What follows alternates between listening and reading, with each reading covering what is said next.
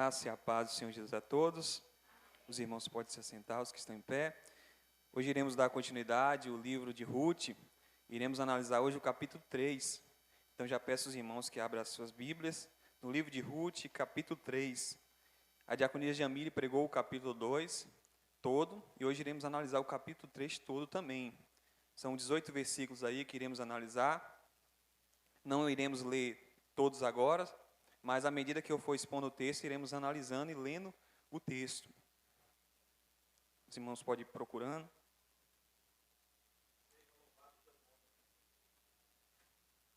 Estamos perto de finalizar este livro já, irmãos.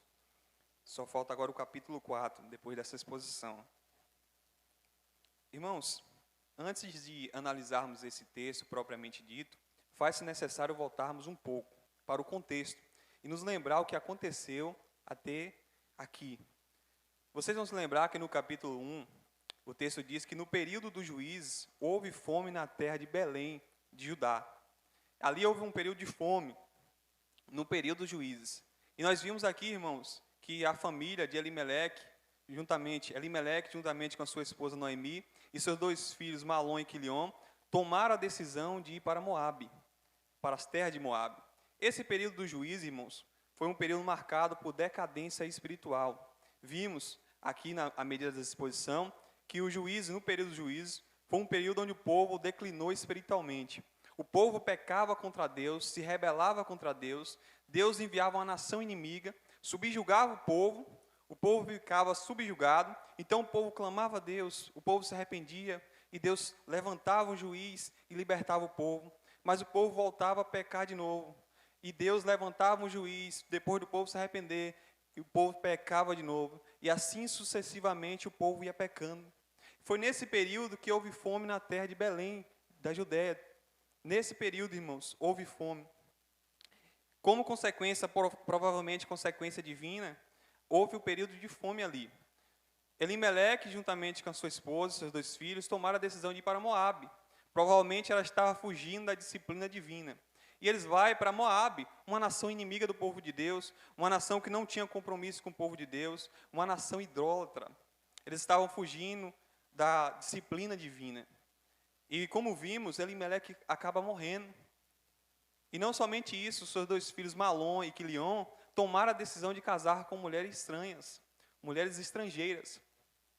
E passa-se 10 anos, quase 10 anos, e eles dois também morrem. E agora, Noemi, juntamente com as suas duas noras, Ruth e Orfa, ficam viúvas. Elas ficam viúvas, desamparadas, não tem auxílio, não tem alguém que cuide delas, elas ficam desamparadas. Provavelmente Deus trouxe disciplina ali para aquela família. Deus trouxe disciplina para eles. Mas Noemi, ela ouve dizer que o Senhor começou a abençoar o seu povo com pão. Deus estava provendo pão para o povo em Belém. Deus estava trazendo a provisão para Belém. Então ela toma a decisão de voltar, de sair de Moabe e voltar para a terra onde ela não deveria sair. Ela deveria voltar para Belém. E as suas duas noras, como vimos, estava decidida a ir com ela. As suas duas noras queriam ir com ela. Só que Noemi insistiu para que as duas voltassem. Orfa, depois de tanta insistência, ela voltou para Moabe. Mas Ruth não, irmãos. Ruth se destacou porque ela permaneceu firme e não voltou para Moabe. Ruth estava decidida a ir para mais a sua sogra. Ruth estava decidida a caminhar juntamente com a sua sogra. De tal forma que ela foi tão incisiva que ela disse que o teu povo é o meu povo e o teu Deus é o meu Deus. Ela estava firme na sua decisão. Então, Noemi deixou ela ir. E Ruth foi para Belém. E vimos, irmãos, ali como é que Deus que é provedor, estava provendo para ela o sustento. Ruth tomou a decisão de colher espigas nos campos. E curiosamente, e sem querer, ela cai no campo de Boaz. Boaz, que era um parente próximo de Elimeleque. Boaz, que era um parente próximo da família. Ela cai no campo de Boaz. E ali vimos, irmãos, como é que Boaz foi bondoso para com ela, dando-lhe espiga, deixando ela catar mais espigas. A diaconia Jamile pregou, vimos como Boaz foi generoso, deu mais espigas para ela levar para a sua nora. Boaz foi generoso, vimos aqui na exposição feita pela diaconisa Jamile, a bondade de Deus, como Deus foi bondoso e generoso.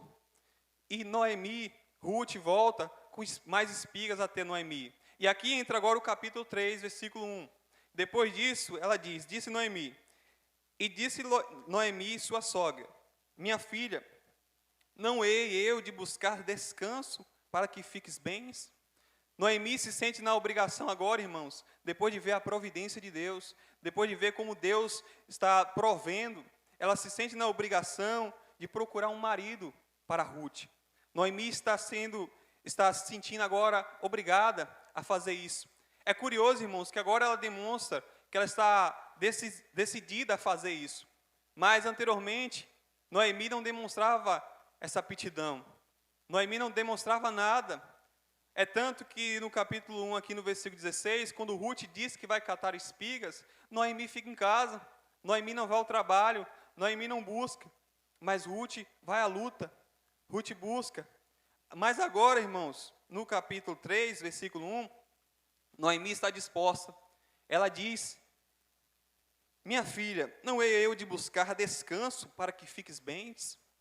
Ela se sente agora sua obrigação de buscar um descanso para Ruth. E é curioso, irmãos, que o casamento é considerado aqui como um descanso.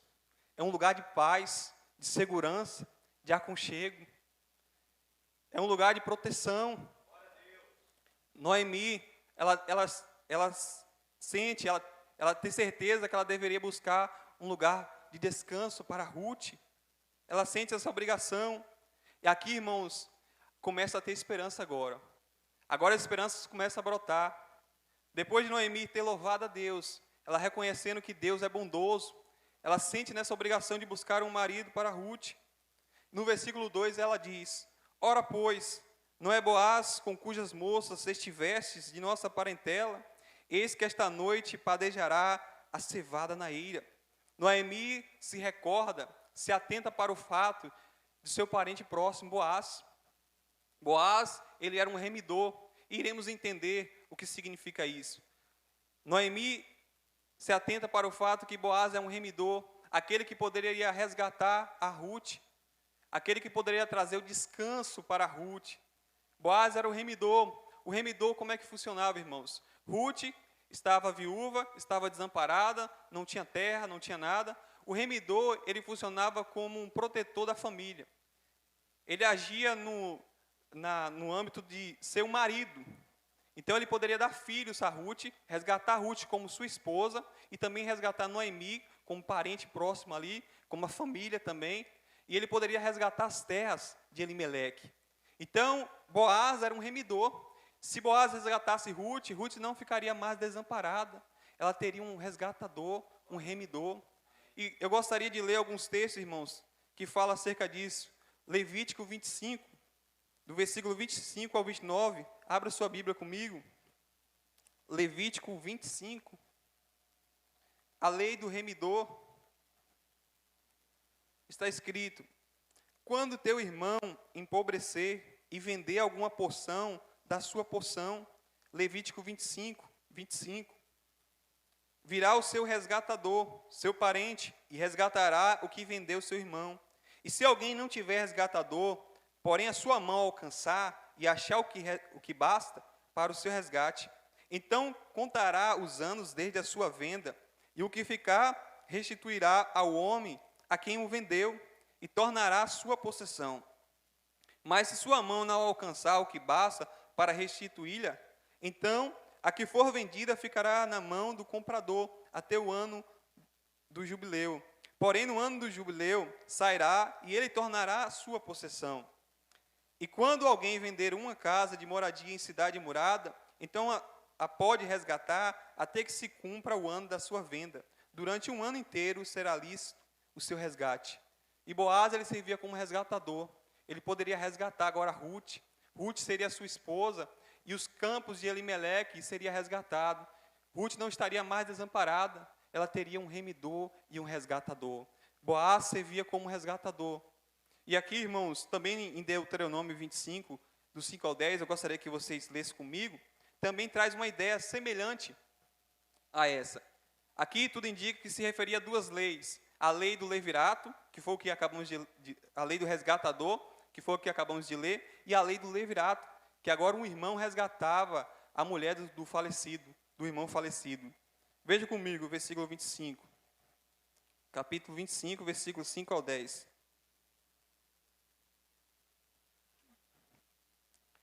Quando alguns irmãos morarem junto, e alguém deles morrer, e não tiver filho, então a mulher do defunto não se casará com um homem estranho, de fora. Seu cunhado entrará a ela, e a tomará por mulher, e fará a obrigação de cunhado para com ela. E será que o primogênito que ela der à luz estará em nome de seu irmão defunto, para que o seu nome não se apague em Israel. Porém, se o tal homem não quiser tomar sua cunhada, a consequência, irmãos. Subirá então sua cunhada à porta dos anciões e dirá: meu cunhado recusa suscitar seu irmão o nome em Israel. Não quer fazer para comigo o dever de cunhado. Então os anciãos da sua cidade o chamarão e com ele falarão. E se ficar nisso e disser: não quero tomá-la, então sua cunhada se chegará a ele, aos olhos do ancião, e lhe descalçará o sapato do pé, e lhe cuspirá no rosto, e protestará, e dirá: assim se fará o homem que não edificar a casa de seu irmão, e o seu nome se chamará em Israel a casa do descalçado. Então, irmãos, Boaz, ele tinha essa função de resgatador, ele tinha essa função de resgatar a Ruth. Ruth necessitava ser resgatada por Boaz. Era necessário, irmãos, que ela fosse resgatada. E Boaz, como parente próximo, ele poderia cumprir com essa obrigação de resgatador. Ele tinha essa obrigação. E Noemi, ele está aconselhando a Ruth, e ela diz o seguinte: ora, pois não é Boaz com cujas moças estivesse? Ruth tinha catado espigas juntamente com as servas de Boaz, de nossa parentela. Ele era parente próximo. E ela diz o seguinte: eis que essa noite ele padejará a cevada na eira. O que significa isso, irmãos? Padejará a cevada na eira.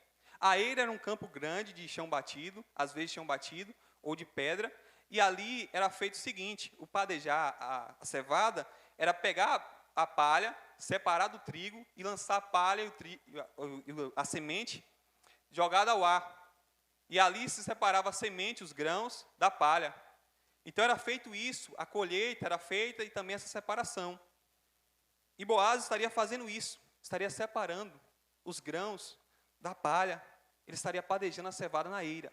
Veja mais, versículo 4.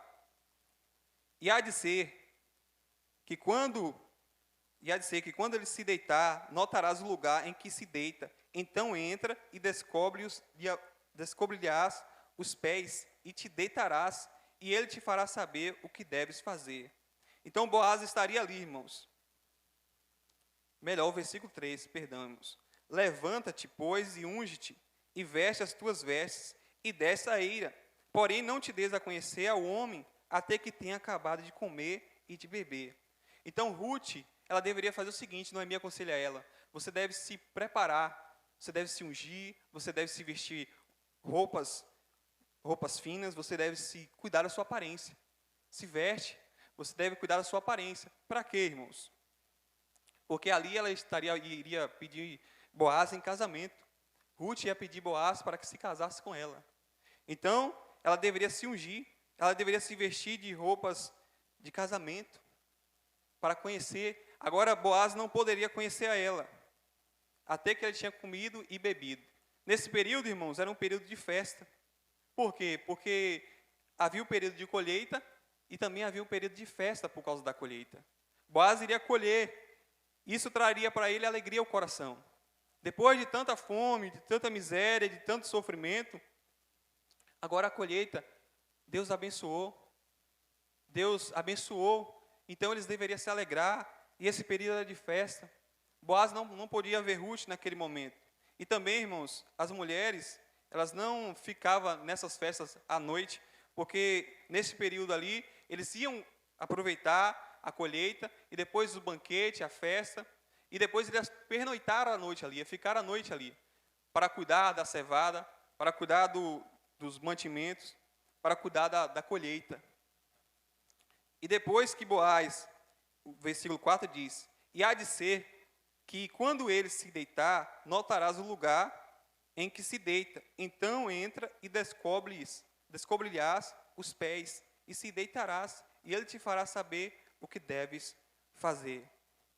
Então, Ruth, ela deveria ter Boaz, e ela deveria descalçar os pés dele.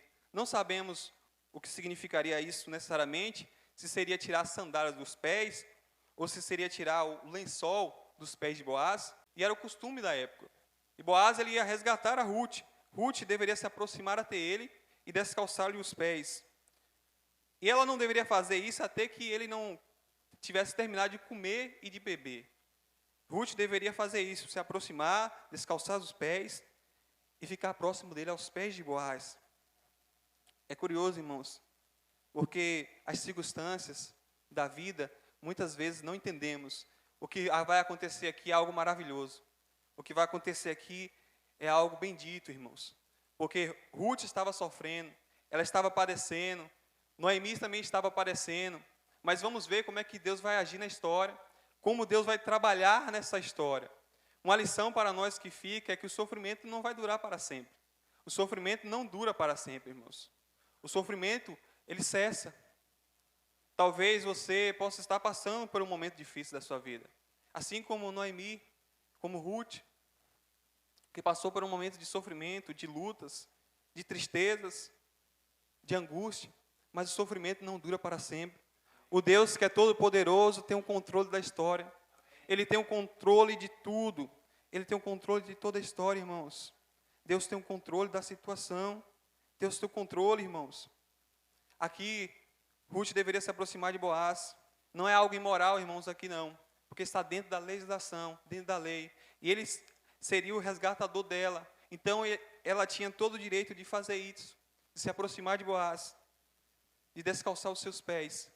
Agora, no versículo 5, o autor diz: e ela lhe disse, tudo quanto me disseres, farei. Essa mulher, irmãos, era uma mulher obediente. Ruth era uma mulher de obediência, obediente. Ela obedecia, uma mulher que demonstrava prontidão. Uma mulher obediente, irmãos. O povo de Deus deve ter essa característica de obediência. Obediência às lideranças, obediência a Deus, sobretudo ao Senhor, sobre Deus. O povo deve ser obediente. O Senhor Jesus falou em Lucas 6,46, que vós me chamais Senhor, Senhor, e não fazeis o que eu digo. O povo de Deus precisa ser obediente. E aqui a característica de Ruth, ela era obediente. Ela disse que tudo quanto Noemi tinha dito para ela, ela faria.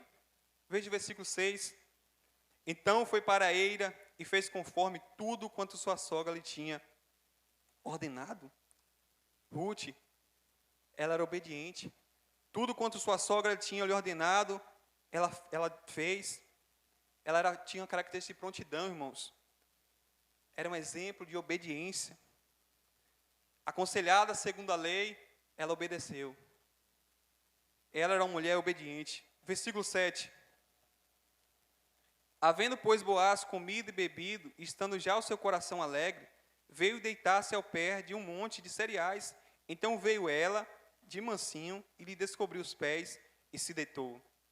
Boaz, depois de ter comido e bebido, se alegrado, e a alegria, irmãos, aqui, a alegria de Boaz, provavelmente não é alegria de embriaguez, mas uma alegria de satisfação, uma alegria de estar satisfeito da colheita, das bênçãos de Deus. Depois de ter comido, bebido e se alegrado, ele foi se deitar, e ele deitou perto dos cereais. Provavelmente ele estava ali, porque geralmente acontecia muitos furtos.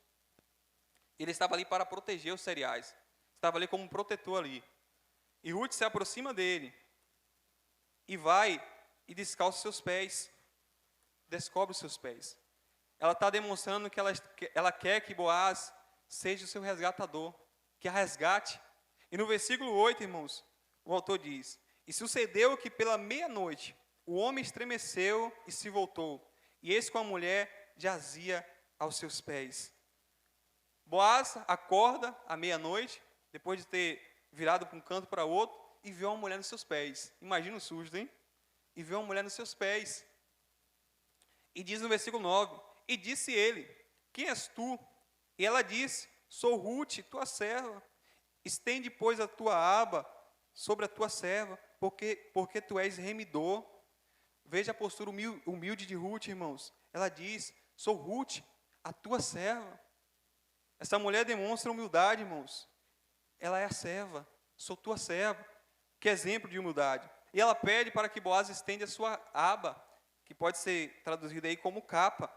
Isso demonstraria, um símbolo, demonstraria que Boaz estava interessado nela.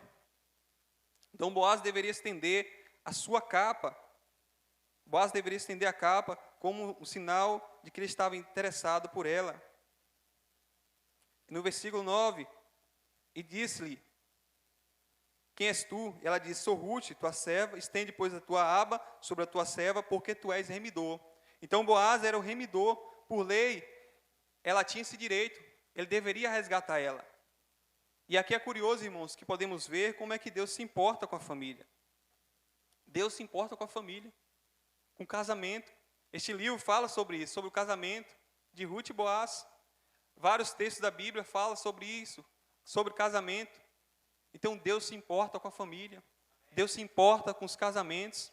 E nós, como povo de Deus, devemos se importar também com os casamentos, com a família, com essa instituição sagrada.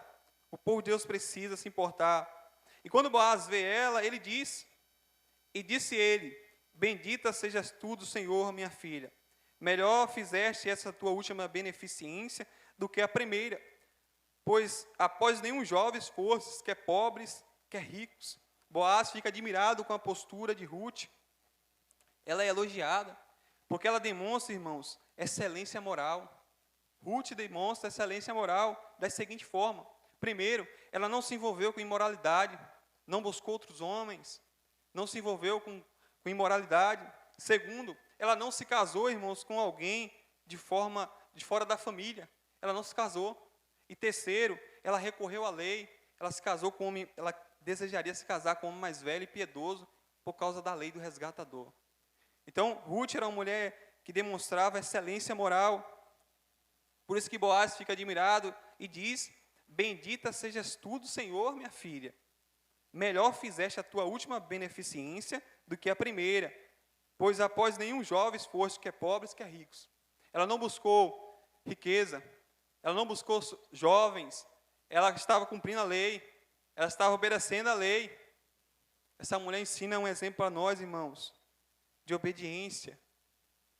Ela era uma mulher que era temente a Deus.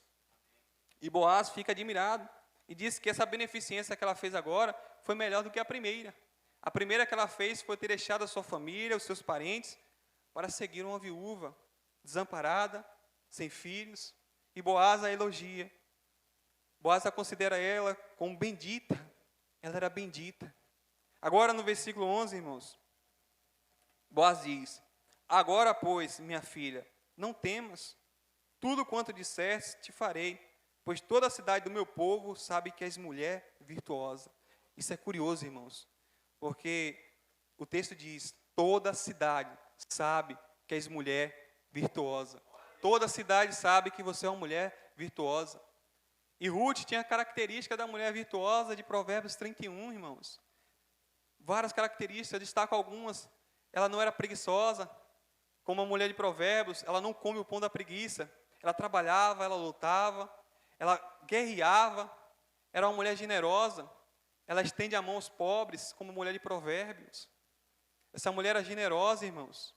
E, sobretudo, essa mulher era temente a Deus. Ruth era uma mulher temente a Deus, uma mulher que temia o Senhor. E Boaz reconhece que toda a cidade, não uma parte da cidade, mas toda a cidade sabe que és uma mulher virtuosa, uma mulher de virtude. Isso é maravilhoso, irmãos, porque está envolvendo aqui a vida de Ruth. A vida dela é um testemunho de serva de Deus. E esse deve ser o nosso testemunho, de servos de Deus. Pessoas que temem a Deus, pessoas que amam a Deus. Versículo 12, disse Boaz, porém agora, muito é verdade que eu sou remidor, mas ainda outro remidor mais chegado do que eu. Havia um empecilho, irmãos, havia um empecilho para que Boaz resgatasse a Ruth, para que Boaz se casasse com Ruth e pudesse ali resgatar as terras de Elimeleque e poder ajudar a Noemi também. O empecilho era um parente mais próximo. Esse parente mais próximo tinha preferência na lei do remidor. Ele tinha preferência. Então, se esse parente mais próximo dissesse que ia resgatar Ruth, Boaz não poderia fazer mais nada. E é curioso, irmãos, que podemos ver aqui que Boaz é um homem honesto. Por quê? Porque ele poderia falar, não, eu vou se casar com você, acabou. Mas ele era um homem que temia tanto a Deus, que ele quer cumprir a lei de Deus. E se a lei diz que o remidor mais próximo tem preferência, então deixa ver o que ele vai fazer. Boaz demonstrava honestidade. Assim como o pastor Arley pregou o Salmo de número 5, se não me falha a memória, 15, que fala sobre a característica do servo de Deus ali, de um homem de Deus. Ele não defrauda ninguém, não. Ele é honesto e justo. E Boaz era um homem justo. E Ruth desejaria que ele a resgatasse. Então Boaz diz, fica-te aqui, versículo 13, esta noite, e será que pela manhã, se ele te redimir, bem está, ele te redimar. Porém, se te não quiser redimir, vive o Senhor, que eu te redimirei. Deita-te aqui até amanhã. Boaz, irmãos, ele faz um juramento perante o Senhor. Vive o Senhor. Era um juramento solene, mais precioso que poderia ter. Ele jurou e invocou o nome do Senhor. Vive o Senhor, que se esse remidor não te resgatar, eu te resgatarei. Ele faz uma promessa, irmãos. Veja que o sofrimento na vida de Ruth, de Noemi, vai se acabar. Deus vai orquestrando cada passo. Os planos de Deus são muito maiores. Talvez você não entenda agora, mas Deus tem um controle de tudo. Assim, Noemi talvez não entendia, Ruth não entendia, mas Deus tem um plano maravilhoso. E Boaz se compromete a resgatar. É curioso que Boaz pede para que Ruth ficasse ali, passasse a noite. Não tiveram nenhum contato íntimo. Mas Ruth deveria passar a noite. Provavelmente Boaz se preocupa com que ela saia à noite, num lugar deserto, e pudesse correr risco de ser violentada ou assaltada. E Boaz se preocupa, irmãos. Isso demonstra a característica de cuidado. Boaz demonstrando cuidado por ela. Demonstrando também interesse por ela. Boaz faz a promessa que ele iria resgatá-la. E no versículo de número 14, diz, ficou-se, pois, deitada a seus pés, até pela manhã, e levantou-se antes que pudesse um conhecer o outro. Porquanto disse, não se sabe que alguma mulher veio à eira. Então ela ficou ali a seus pés deitada. Não tiveram nenhum contato íntimo. Ela se guardou, ele se guardou. E é curioso, irmãos, que ela vai sair antes, bem cedo, para que ninguém veja. Isso era um cuidado que os dois teve, interessante, de não demonstrar um mau testemunho. Porque como o remidor tinha preferência, ele não poderia estar próximo dela ali, de noite, sozinho. Então eles teve o cuidado, bem cedo, antes que alguém visse, ela saiu. Mostra para nós como devemos ter cuidado com o testemunho cristão. Precaução, cuidado. Eles demonstravam o cuidado cristão, o testemunho, velava pelo testemunho, para não trazer escândalo. O Senhor Jesus, ele chegou a dizer que os cristãos, os seus servos, são o sal da terra e a luz do mundo. O povo de Deus deve se precaver de qualquer aparência do mal. O povo de Deus tem que ser cauteloso, deve dar um bom testemunho. E Ruth dá um bom testemunho, justamente com Boaz. Ela sai bem cedo. E no versículo 15, disse mais, dá cá o roupão que tens sobre ti, e segura-o. E ela o segurou, e ele mediu 6 medidas de cevada, e lhe a pôs em cima, então entrou na cidade. O roupão era a capa que ela tinha, por cima das roupas, que era, ele usou aquele roupão para colocar ali a cevada, e provavelmente colocou sobre a cabeça dela, como era o costume das mulheres ir levar coisas. Então ela levou os cereais, a cevada. Boaz demonstra aqui cuidado por ela, irmãos. Boaz está demonstrando cuidado, interesse. E aqui no versículo 15, 16 melhor, e vê a sua sogra, a qual disse, como se te passaram as coisas, minha filha? E ela lhe contou tudo quanto aquele homem lhe fizera. Noemi estava curiosa para saber o que aconteceu. Noemi estava querendo saber o que aconteceu. E Ruth lhe contou tudo. A bondade de Boaz, como Boaz foi generoso, como Boaz se prontificou a ser o remidor, se caso o remidor mais próximo não queresse.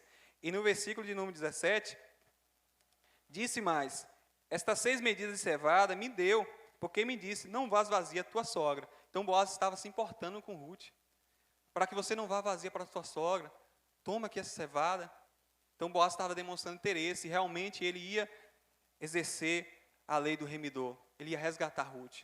E para finalizar, o versículo 18, irmãos, diz: então disse ela, sossega, minha filha, até que saibas como irá o caso, porque aquele homem não descansará até que conclua hoje este negócio.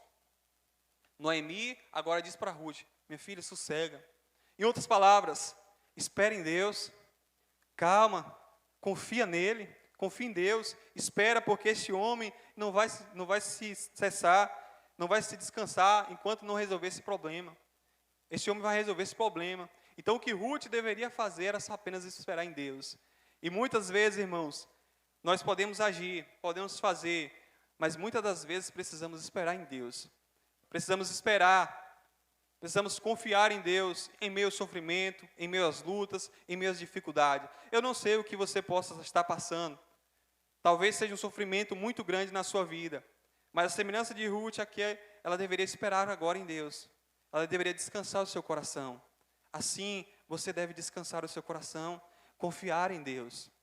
E eu gostaria de finalizar com algumas lições para a nossa vida, irmãos. Primeira lição é que nem todo sofrimento dura para sempre. Nem todo sofrimento dura para sempre. Por que nem todo? Porque existe um sofrimento que dura para sempre. Esse sofrimento que dura para sempre, irmãos, é o sofrimento eterno. Talvez você possa ter tido tomado a decisão de seguir a Cristo, servi-lo, mas talvez você não foi salvo realmente. Talvez você não teve um encontro verdadeiro com Deus. Talvez você não foi alcançado verdadeiramente. Talvez você até sinta isso, que você não foi alcançado verdadeiramente pelo Evangelho, por Cristo. E você sente a necessidade do Salvador. Há um destino eterno de sofrimento. E se você não tomar a decisão realmente e não se converter realmente, você pode irá para esse sofrimento eterno. Existe um sofrimento eterno de fato. Mas nem todo sofrimento que Deus faz nós passar, é para sempre, irmãos. O sofrimento, talvez, que Deus nos faz passar, é para nos aperfeiçoar. Muitas vezes com um propósito específico, para nos moldar, para nos quebrantar, para nos humilhar diante da sua presença, para nos fazer melhor em Cristo Jesus. Muito do sofrimento é Deus agindo em nossa vida. Talvez você se afastou de Deus, talvez a sua vida não está mais como antes, por isso talvez Deus está trazendo um sofrimento para você. Uma circunstância que está fazendo você sofrer, talvez possa ser isso. Mas nem todo sofrimento dura para sempre. Se você realmente está com Cristo, servir a Ele de fato, saiba que mesmo em meio ao sofrimento, Ele te dará a vitória. Você triunfará sobre o sofrimento, você vencerá o sofrimento. Então o sofrimento, nem todo sofrimento dura para sempre. Segundo, este livro aqui de Ruth, ele expressa a bondade de Deus, como vimos que a diácono Jamile expôs. Ele expressa a bondade de Deus, um Deus bondoso, um Deus generoso para conosco, um Deus que nos ajuda. Deus é bondoso, então nunca duvide disso, que Deus é bom, que Deus te ajuda no momento das lutas, das dificuldades, do sofrimento. Nunca duvide disso. Até aqui Ele tem te sustentado. Quantas lutas você passou e sofreu, mas Deus estava contigo. Quanto sofrimento você passou e Deus estava com você. Em meio à luta, Deus te sustenta. Ele cuida, Ele age em meio ao sofrimento. Além de Deus ser bondoso, como podemos ver, irmãos, Deus é o provedor. Então você não pode confiar em você mesmo. Você não pode achar que você consegue as suas coisas pela sua própria força, pela força do seu braço. Não, Deus é o provedor. Ruth estava desfrutando justamente com Noemi da provisão de Deus. O Deus que é provedor, Ele provê em meio à luta e sofrimento, em meio às circunstâncias caóticas. Deus é o provedor do seu povo. Então o povo de Deus pode confiar em Deus. E sobretudo também Deus é soberano. Nós podemos ver nesse livro, Ele orquestra a história, Ele cuida de tudo, Ele cuida de cada detalhe. então nada foge diante da presença de Deus. Ele é soberano, então você descansa o coração, se acalma, espere em Deus, porque Ele tem controle de tudo. Nada vai escapar das mãos dEle. Ele tem o controle da situação. Ele disse que, e operando eu, quem impedirá? Deus operando, ninguém pode impedir, irmãos. Jó falou acerca de Deus: bem sei eu que tudo podes, e nenhum dos teus planos pode ser frustrado. Deus tem o controle de toda a situação, Ele é soberano. E por último, entendemos aqui, irmãos, que Boaz é o resgatador de Ruth, é aquele que resgata Ruth, aquele que pode trazer segurança e proteção para ela. Boaz é o resgatador de Ruth, mas a igreja tem um resgatador, e esse resgatador da igreja é Cristo Jesus. A igreja pode esperar em Cristo. Ele nos redimiu, Ele nos resgatou do império das trevas, Ele nos resgatou do poder do pecado, irmãos. Cristo é o resgatador da igreja. Cristo é aquele que dá segurança e proteção à igreja, é aquele que salva os perdidos. Cristo é o resgatador, Ele resgata o seu povo. Em Colossenses 1:13 está escrito acerca de Deus em Cristo: pois Ele nos resgatou do domínio das trevas e nos transportou para o reino do Filho do seu amor. Outrora você estava perdido, outrora você estava condenado, mas Cristo nos resgatou. O plano foi perfeito, o plano foi eficaz e houve salvação para os perdidos. Por isso nós devemos confiar inteiramente no Senhor, porque além de Deus ser provedor, soberano, Ele, além de ser bondoso, o Senhor Jesus também, em Deus Pai, é o nosso resgatador. Por isso precisamos confiar no nosso Deus. Eu concluo dizendo o seguinte, irmãos: na próxima exposição iremos ver como a história de Ruth e Boaz vai caminhar para um fim e um plano eterno de Deus.